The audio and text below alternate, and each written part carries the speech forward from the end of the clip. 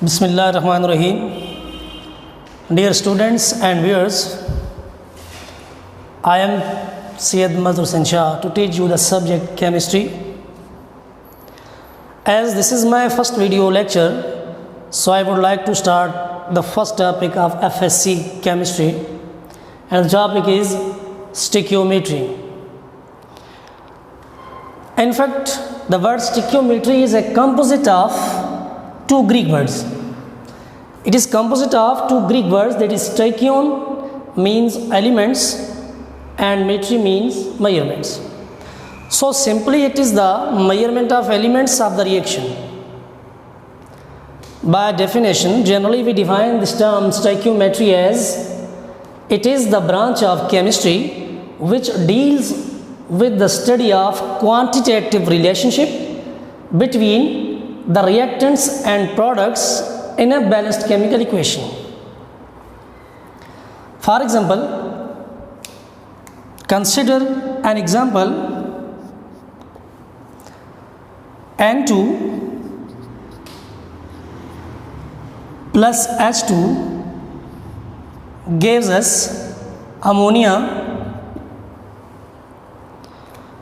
This is a chemical reaction that when nitrogen chemically react with hydrogen, it produces ammonia. Before proceeding, I would like to ask a question. And the question is, why we balanced these chemical equation? हम chemical equation को balance करते क्यों हैं? देखिए यहाँ पे quantitative relationship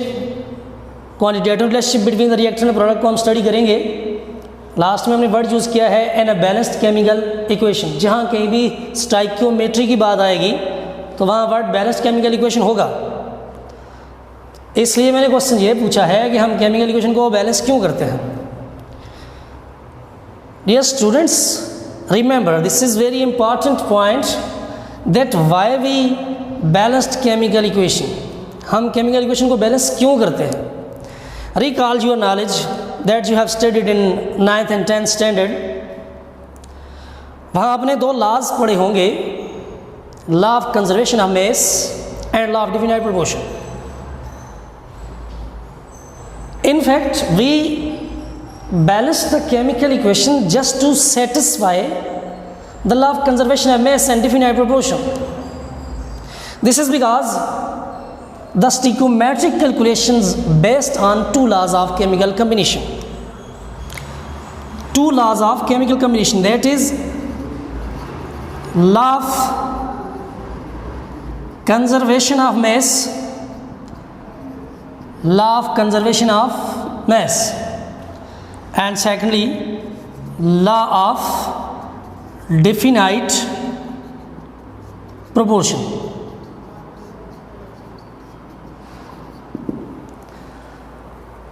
We balance the chemical equation just to satisfy these two laws.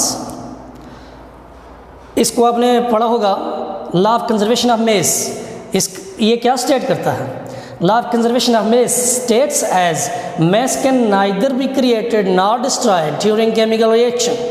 किसी chemical reaction में मेस को ना तो आप डिस्ट्रॉय कर सकते हैं, ना आप उसको क्रिएट कर सकते हैं. However the total mass of the reactant should be equals to the mass of the product. कि जो रिएक्टेंट की मैस है वो प्रोडक्ट के मैस के बराबर होना चाहिए. अब इस केमिकल रिएक्शन को आप देखें, is this chemical reaction is balanced. क्या ये केमिकल रिएक्शन बैलेंस है? Bye general inspection this chemical reaction is not balanced. यहाँ देखिएगा नाइट्रोजन के दो atom, that is one molecule of nitrogen. Molecule क्या है? When atoms combine together the molecule is form. यहाँ दो एटम है नाइट्रोजन के, दैट इज वन मॉलिक्यूल. यहाँ हाइड्रोजन के दो एटम है, यहाँ नाइट्रोजन एक हो गया, यहाँ हाइड्रोजन तीन हो गए. तो ये केमिकल इक्वेशन बैलेंस ना हुआ. इसका मतलब है हमने law of conservation of mass को ओबे ही नहीं किया. इसलिए हम इन लॉज को ओबे करने के लिए इस केमिकल इक्वेशन को बैलेंस करते हैं. अब बैलेंसिंग ऑफ केमिकल इक्वेशन के बहुत सारे तरीके हैं. You must study these methods to balance the chemical equation. For example, the hit and trial method, the prefix mole method. किसी भी तरीके से 100 स्टूडेंट होंगे वो मुख्तलिफ़ तरीक़ों से केमिकलेशन को बैलेंस करेंगे. तो जनरल इंस्पेक्शन अगर आप देखें, हम इस रिएक्शन को बैलेंस करें तो मैं यहाँ पे 2 ऐड कर देता हूँ, यहाँ पे 3 ऐड कर दिया, और जहाँ पे कुछ ना हो ऑब्वियसली वहाँ पे 1 होता है। अगर अब आप इस रिएक्शन को देखें तो इस रिएक्शन में in the reactant sides 2 atoms of nitrogen, यहाँ 2 लगाया, नाइट्रोजन 2 हो गए, यहाँ हाइड्रोजन 3 2s are 6 हो गए, यहाँ हाइड्रोजन 3 2s are 6 हो गए। Now this chemical reaction is balanced. अब ये केमिकल रिएक्शन बैलेंस हुआ है। अब हम इसको स्टिकोमेट्री में पढ़ सकते हैं, क्योंकि स्टिकोमेट्री की कंडीशन है बैलेंस्ड केमिकल इक्वेशन। स्टिकोमेट्रिक स्टडी के लिए केमिकल इक्वेशन का बैलेंस्ड होना ज़रूरी है। ये तो हो गया law of conservation of mess. अब लॉ ऑफ डिफिनाइट प्रोपोर्शन को ज़रा देखिएगा। फॉर एग्जांपल एक और रिएक्शन को आप कंसिडर कीजिएगा। For example H2 plus O2. We know that when hydrogen chemical reacts with oxygen, it always produce water molecule. ये पानी का मॉलिक्यूल देता है। अब बहुत स्टूडेंट ऐसे होते हैं जो इस इक्वेशन को बैलेंस करने के लिए सिंपली यहाँ पर 2 ऐड कर देंगे। अब हमने कहा यह था कि when hydrogen chemical react with oxygen it produces the water, बनाना हमने वाटर ही है। आपने यहाँ 2 ऐड कर दिया है, इसका मतलब ये हुआ H2O2 मिलकर वाटर बनाते हैं। वाटर और वाटर की कंपोजिशन अगर आप देखें by mass and by volume 1:2 and 1:8, this is composition by mass के 1 गुना हाइड्रोजन से 8 गुना ऑक्सीजन केमिकली रिएक्ट करते हैं बाय मास, तो वाटर कंपाउंड बनता है। आपने यहाँ पे 2 ऐड कर दिया है, इसका मतलब आपने लॉ ऑफ डिफिनाइट प्रोपोर्शन को ज़रा देखिएगा। लॉ ऑफ डिफिनाइट प्रोपोर्शन ये कहता है a chemical compounds have specific composition by mass, कि कोई भी केमिकल कंपाउंड होगा उसकी बाय मास कंपोजिशन हमेशा कांस्टेंट होगी, सेम रहेगी। तो यहाँ पे आपने 2 ऐड किया है, आपने वाटर की जगह हाइड्रोजन पेरोक्साइड बना दिया है। इसका मतलब ये हुआ you are not obeying the law of definite proportion. तो बनाना आपने वाटर ही था, तो इसको अगर आप सही मीन्स में अगर आप इस इक्वेशन को बैलेंस करेंगे तो ये होगा H2 plus O2, it gives us water molecule. ये हमें पानी का मॉलिक्यूल देगा। अब इसको बैलेंस करें, यहाँ हाइड्रोजन 2 है, यहाँ हाइड्रोजन 2 है, ऑक्सीजन यहाँ 2 है, तो यहाँ पे आप 2 ऐड कर सकते हैं। यहाँ पे आपने 2 ऐड कर दिया। अब यहाँ पे 2 ऐड किया, 2 2s are 4, हाइड्रोजन 4 हो गए, यहाँ हाइड्रोजन 2 रह गए, तो यहाँ भी 2 ऐड कर दें, 2 2s are 4, ऑक्सीजन 2 हो गए, ऑक्सीजन 2 हो गए। Now this chemical equation is balanced. अब ये केमिकल इक्वेशन बैलेंस है। इसको आप एक और बार स्टूडेंट इस तरह से भी हम बैलेंस इसको कर सकते हैं। H2 plus O2 it gives us H2O। यहाँ पे हाइड्रोजन 2 है, यहाँ 2 है, ऑक्सीजन यहाँ पे 1 है, 1/2 कर दें, यानी 2 का आधा 1 हो गया। तो यह है chemical equation, balanced chemical equation. इन 2 रिएक्शंस में जहाँ पे वाटर मॉलिक्यूल बनता है, आपने केमिकल इक्वेशन को जो बैलेंस किया है, इसमें लॉ ऑफ डिफिनाइट प्रोपोर्शन को आप ओबे कर रहे हैं। और यहीं पे अगर आप देखें लॉ ऑफ कंजर्वेशन ऑफ मास, तो यहाँ पे हाइड्रोजन 2 2s are 4 हो गए, यहाँ 4 हो गए, यहाँ ऑक्सीजन 1 हो गया, यहाँ ऑक्सीजन 2 हो गए, यहाँ पे भी 2 हो गए। अब ये chemical equation in terms of reactants and product आप किसी भी तरीके से स्टडी करें, by mole method, by mass, by volume, this chemical reaction is balanced in fact. तो क्वेश्चन मेरा ये था कि हम केमिकल इक्वेशन को बैलेंस क्यों करते हैं।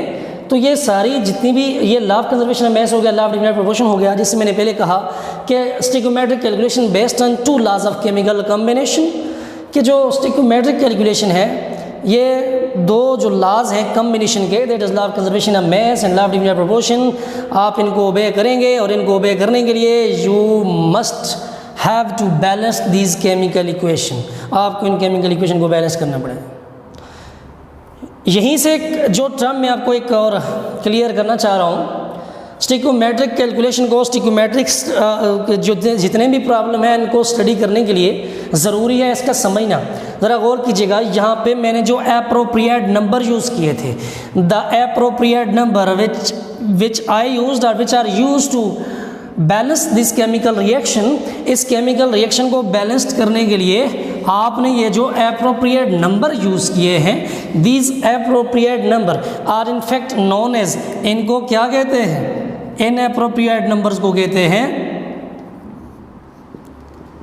स्टिक्योमेट्री कोफिशिएंट्स।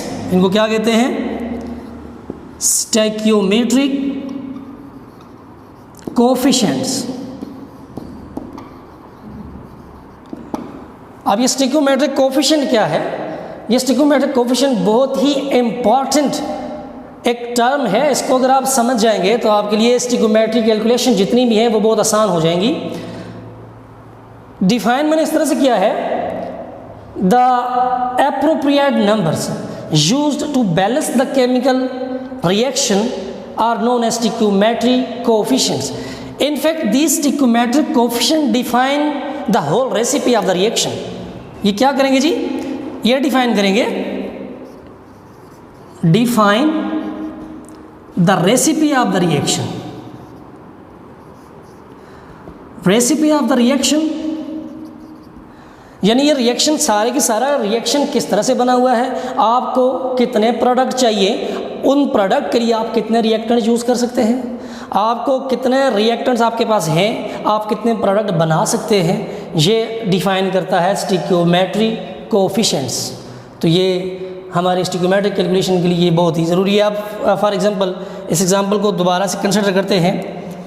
यहीं से देखिएगा N2 plus H2 gives ammonia, molecule of ammonia gas बना है। जब नाइट्रोजन और हाइड्रोजन ने केमिकली रिएक्ट किया है तो ये दो बने हैं, हमारे पास एक अमोनिया का मॉलिक्यूल बना है।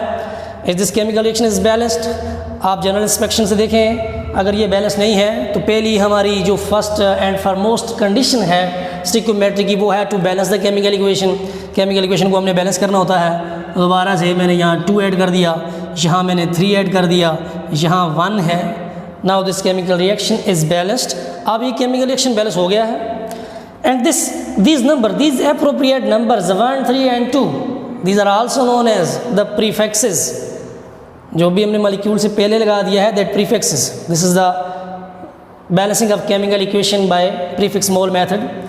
These are the appropriate numbers। अब ये कैसे रिएक्शन की सारी रेसिपी को डिफाइन करते हैं ज़रा देखिएगा।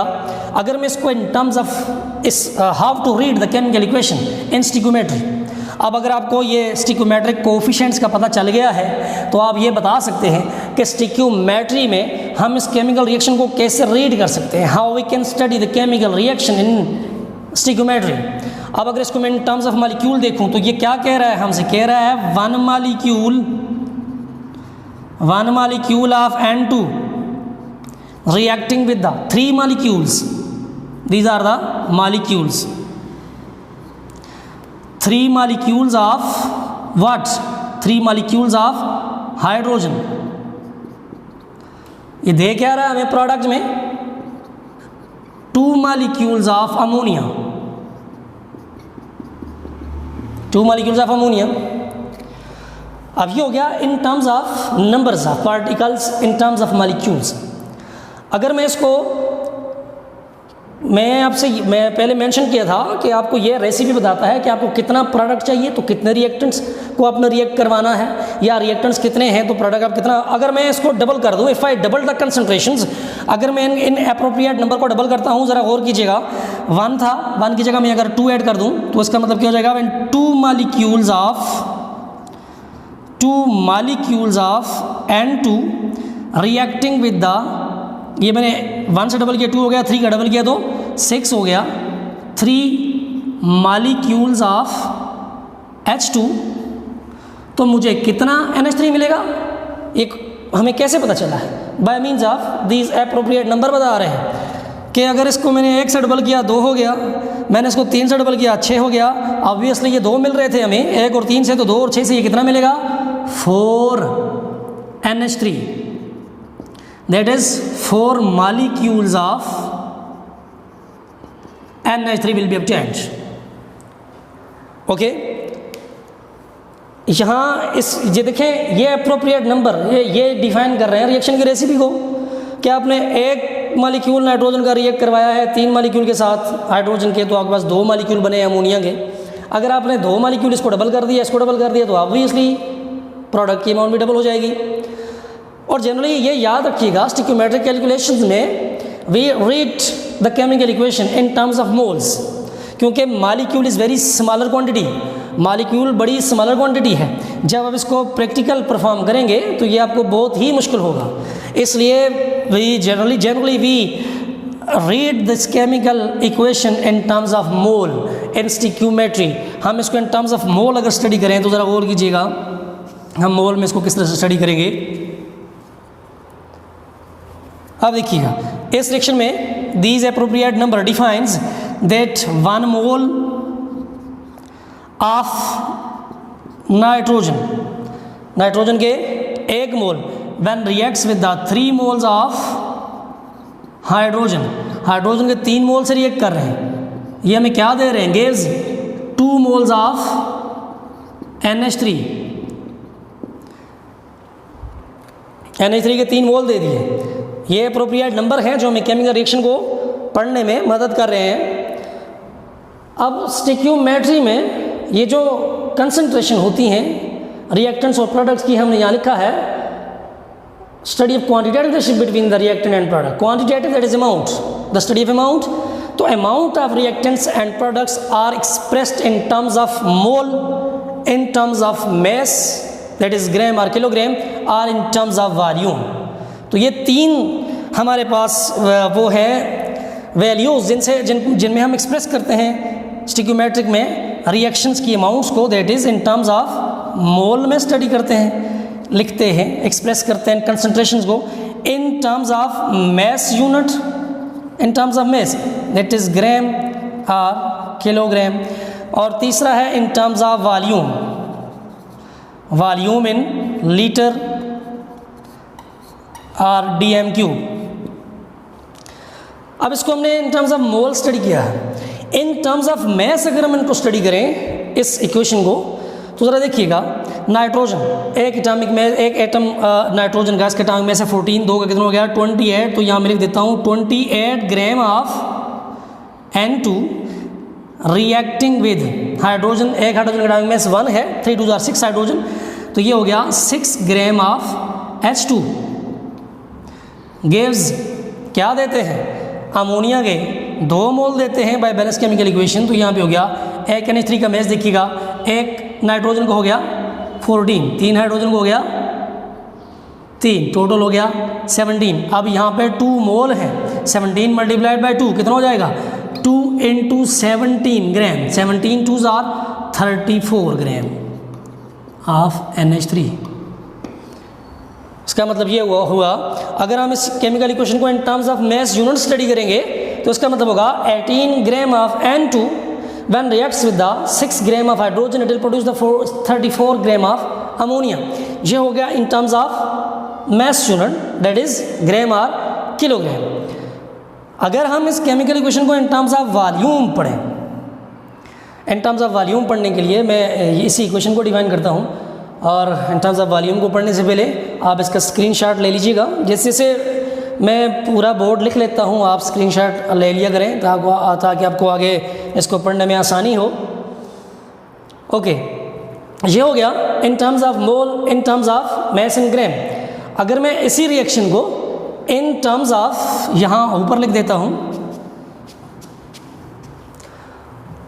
इन टर्म्स ऑफ मोल हो गया, reaction in terms of mess हो गया, और इसी रिएक्शन को अगर मैं इन टर्म्स ऑफ वॉल्यूम लिखूं तो ये रिएक्शन क्या हो जाएगा देखिएगा, नाइट्रोजन N2 1 मोल है।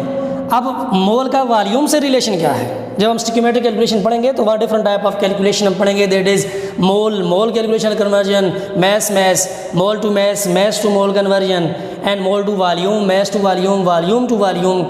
तो यहाँ पे मैस और वॉल्यूम का, मोल और वॉल्यूम का रिलेशन आप कैसे, मोल और वॉल्यूम के रिलेशन को समझने के लिए हमें ज़रूरत है समझने की एवोगाड्रो लॉ। अगर आपको याद हो या आपने पढ़ा हो तो एवोगाड्रो क्या डिफाइन करता है, it stated that equal volume of all the gases, Avogadro define कर रहा है equal volume of all the gases occupy the same volume eight STP। उसने कहा था इक्वल वॉल्यूम या equal amount of all the gases, देखिए species कोई भी हो doesn't matter, equal amount of all the gases occupies same volume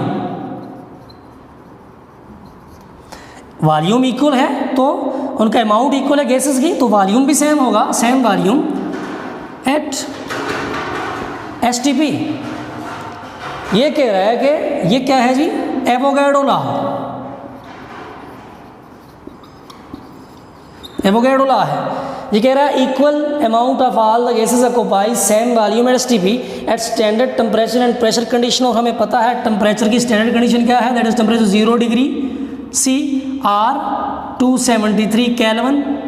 और pressure की कंडीशन क्या है, स्टैंडर्ड प्रेशर की कंडीशन है 180 M or 760 mm of millimetre of H G. कि इन कंडीशंस पे ये स्टैंडर्ड कंडीशन है टेम्परेचर और प्रेशर की, कि अगर कंडीशन ये है तो गैसेस कोई सी भी हो सकती हैं, N2 भी हो सकती है, H2 भी हो सकती है, CO2 भी हो सकती है, कोई भी गैस होगी। अगर इनकी अमाउंट बराबर है, अगर इनकी अमाउंट बराबर है तो इनका वॉल्यूम सेम होगा। और इसी रिलेशन से हमने ये it has experimentally determined that 1 mole of any gas occupies the volume of, अगर ये सारे 1 मोल है, मैं इनको कंसिडर करूँ गैस कोई सी भी हो, अगर क्वांटिटी और अमाउंट 1 मोल है, ऑक्यूपाइज एक्सपेरिमेंटली डिटरमाइंड है ये कि ये जो वॉल्यूम ऑक्यूपाई करते हैं will be equal to at STP standard temperature of condition of temperature and pressure, the volume occupied by 1 mole of any gas is 22.4 dm cube। By definition ज़रा देखिएगा, मैंने कहा है 1 मोल किसी भी गैस का हो, वो जो वॉल्यूम ऑक्यूपाई करता है स्टैंडर्ड टेम्परेचर और प्रेशर कंडीशन में, उसको हम कहते हैं 22.4 dm क्यूब। मैंने कहा था 1 mole of any gas, so this is known as molar volume. ये हो गया molar volume, the volume occupied by 1 mole of any gas. तो यहाँ पे देखिएगा नाइट्रोजन कितना है, जरा गौर कीजिएगा, यहाँ पे नाइट्रोजन कितना है 1 मोल, इसको देखिए ये 1 मोल है, तो इसलिए यहाँ पे वॉल्यूम ऑक्यूपाइड बाय, अगर इन टर्म्स ऑफ वॉल्यूम में इसको लिखता हूँ तो ये हो गया 22.4 dm cube at S T P. यहाँ मेंशन कर दीजिएगा साथ at S T P. At S T P पे the volume occupied by 1 mole of nitrogen 22.4 dm cube है। अब यहाँ पे कितने हैं 3 मोल, तो volume occupied by hydrogen in this chemical reaction क्या हो गया 22.4 dm cube, 1 mole of hydrogen को हो गया, यहाँ पे 3 है multiplied bye 3 mole at S T P. Product में देखिएगा अमोनिया, अमोनिया का 1 मोल है, ammonia is also gas, we know that gaseous reaction है। अमोनिया का 1 mole of ammonia occupied the volume, कितना वॉल्यूम ऑक्यूपाई करेगा 22.4 dm क्यूब। हैं कितने अमोनिया के mole 2 multiplied by 2, that's volume relationship हो गया at S T P. Okay, मैंने मेंशन किया था शुरू में कि द स्टिक्योमेट्रिक में जो हम केमिकल इक्वेशन रिएक्शन लिखते हैं, amounts of reaction and products of chemical reaction in stoichiometry as expressed in terms of mole, तो यहाँ मैंने मोल में एक्सप्रेस किया इस रिएक्शन को। In terms of mass unit that is gram और किलोग्राम, यहाँ मैंने in terms of gram mass unit में इस रिएक्शन को एक्सप्रेस किया है, इसकी अमाउंट्स को रिएक्शन की। और हमने कहा था the concentration or amounts of the reactant product is expressed in terms of volume, ये मैंने वॉल्यूम में एक्सप्रेस कर दिया इस केमिकल रिएक्शन को। ये हो गई ये stoichiometry and the techniques to study the chemical reaction in stoichiometry and why we balance the chemical reaction to study the stoichiometric calculations. Balance हम केमिकल रिएक्शन को क्यों करते हैं, दोबारा से याद रखिएगा, केमिकल इक्वेशन को बैलेंस करने का मकसद असल में होता है just to satisfy the law of conservation of mass and law of definite proportion, जो मैं यहाँ पे डिफ़ाइन कर चुका हूँ। उम्मीद है आपको स्टिक्योमेट्री और techniques to study the chemical reaction in stoichiometry and reaction coefficient and why we need to balance this chemical reaction आपको समझ आ गया होगा। इंशाल्लाह अब हम अपने नेक्स्ट टॉपिक में स्टिक्योमेट्रिक कैलकुलेशंस को स्टडी करेंगे, स्टिक्योमेट्रिक अमाउंट्स को थोड़ा सा इंट्रोड्यूस करेंगे और स्टिक्योमेट्रिक कैलकुलेशन को, जिस पर ये पहला चैप्टर एफएससी पार्ट 1 की स्टिक्योमेट्री का पहला चैप्टर रिवॉल्व करता है। सारी कैलकुलेशन जो हैं वो इंशाल्लाह से हम अगले लेक्चर में करेंगे। तो उनके लिए ज़रूरी है आपका केमिकल इक्वेशन को समझना, बैलेंस करना और किस तरह से हम केमिकल इक्वेशन को in terms of mole, in terms of volume, in terms of mess में स्टडी करते हैं। और आखिर में सिर्फ इतना, अगला टॉपिक इंशाल्लाह पढ़ने से पहले नेक्स्ट टॉपिक में दोबारा आपसे मुलाकात होगी। तब तक के लिए अल्लाह हाफिज़।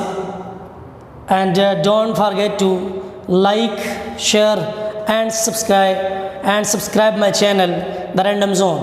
Thank you.